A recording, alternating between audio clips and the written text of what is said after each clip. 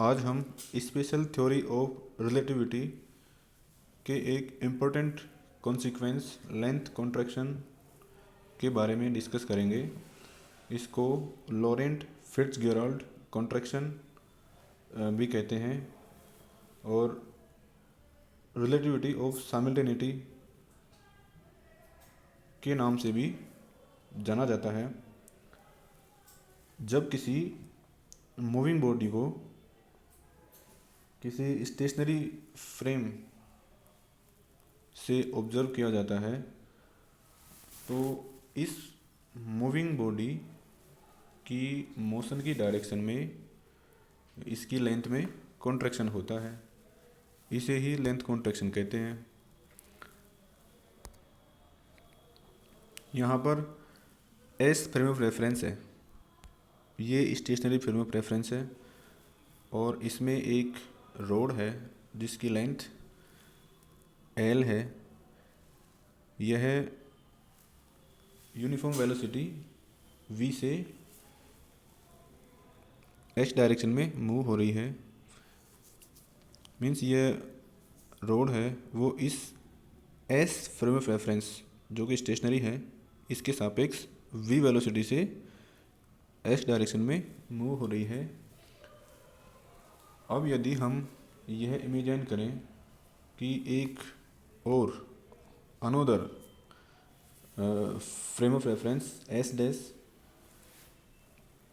B X direction के along move कर रहा है with the same velocity v as the rod relative to the frame s। Means जिस वेलोसिटी से v x डायरेक्शन में मूव कर रही है उसी वेलोसिटी से s डैश फ्रेम भी x डायरेक्शन में मूव कर रहा है। तो इस केस में यदि s डैश फ्रेम में कोई ऑब्जर्वर हो तो उस ऑब्जर्वर को यह रोड स्टेशनरी दिखाई देगी। Means rod will appear stationary in frame s dash and the measurement of the position of the ends of rods will not depend on the time।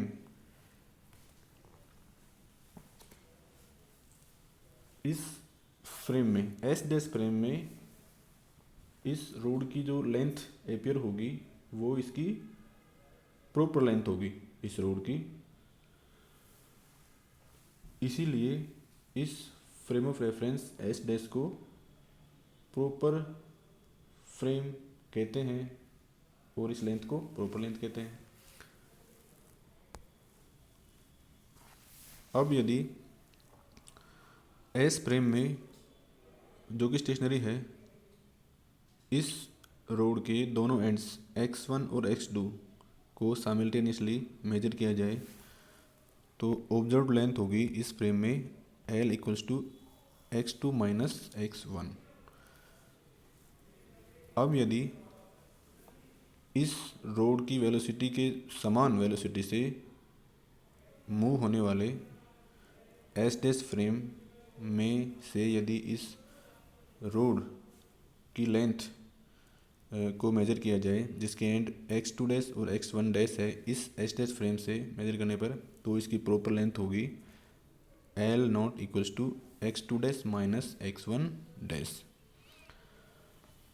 Means यह तो proper length है जो कि S dash में major की है और यह उसकी ऑब्जर्व लेंथ है जो कि एस फ्रेम में ऑब्जर्व की है, मेजर की है।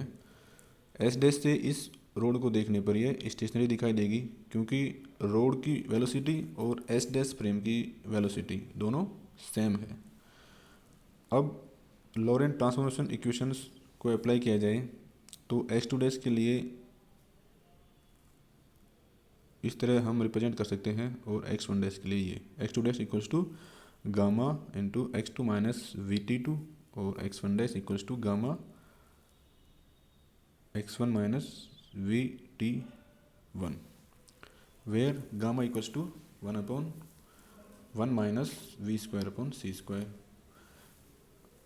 अब यदि दोनों एंड्स है इस रोड के x1 और x2 इनको साइमल्टेनियसली मेजर किया है तो इस केस में T1 और T2 इक्वल होंगे, means T2 equals to T1 equals to T1। So L nought है उसको हम इस तरह लिख सकते हैं, L nought equals to x2 dash minus x1, और यहाँ पर x2 डैश और x1 की वैल्यू पुट करेंगे तो हमें फाइनली ये इक्वेशन मिलेगी। इसको फर्दर सोल्व करेंगे तो L nought equals to gamma L और गामा की वैल्यू पुट करेंगे तो ये इक्वेशन आएगी। और फाइनली ये यहाँ पर ये L है, ये रिप्रेजेंट करता है कि एस फ्रेम से इस रोड की लेंथ कितनी है, अपरेंट लेंथ कितनी है, और L नोट डिनोट करता है इस रोड की लेंथ जो कि एस डैश में से मेजर की है। तो अपरेंट लेंथ है L है, वो इसकी प्रॉपर लेंथ L नोट से कम होगी by a factor √1 minus we square upon C square से। मीन्स जब इस रोड को एस फ्रेम में सिचुएटेड किसी ऑब्जर्वर के द्वारा देखे जाने पर उसकी जो लेंथ है वो उसकी प्रॉपर लेंथ से कम एपियर होगी, और वो इतनी एपियर होगी इस फैक्टर से √1 minus we square upon C square times. This contraction of length of a body in the direction of motion is called Lorentz Fitzgerald contraction. अब यहाँ पर इम्पोर्टेंट कॉन्सिक्वेंस यह है कि यह लेंथ कॉन्ट्रैक्शन हमेशा इस ऑब्जेक्ट की, इस रोड की मूविंग डायरेक्शन में ही ऑब्जर्व होता है। यदि इसके परपेंडिकुलर मेजर किया जाए तो there will be no contraction in the length of that object. यानी यदि हम लेंथ को मेजर करें इसकी मोशन के डायरेक्शन के परपेंडिकुलर डायरेक्शन में, means y dash equals to y और z इक्वल्स टू z प्राप्त होगा उस केस में, यानी कोई भी कॉन्ट्रैक्शन, कुछ भी कॉन्ट्रैक्शन प्राप्त नहीं होगा।